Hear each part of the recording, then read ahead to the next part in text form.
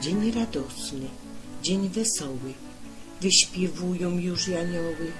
Alleluja, śpiewo świat, bo pombuczek godny chwały dzisiaj już jest zmartwychwstały, co umrzył za mnie, za ciebie, byś kiedyś mógł być z nim w niebie. Raduj się dziś o człowieku, czyś młody, albo leciwego wieku.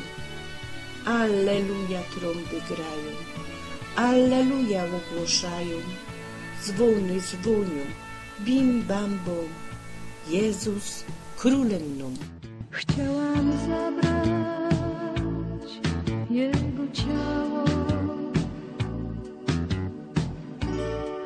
Grób był pusty, tak widziałam, tylko tam pęknięty kamień wiernie ponad grobem stał. Były jeszcze dwa anioły, które strzegły jego grobu. Nagle podszedł i przemówił do mnie: Rabbi Jezus sam, zmartwychwstał Pan, zmartwychwstał Pan. Alleluja, alleluja, Jezus jest wśród nas.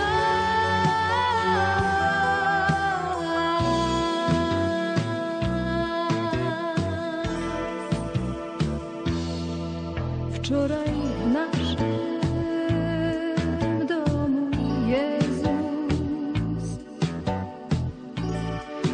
siedział z nami w czas wieczerzy,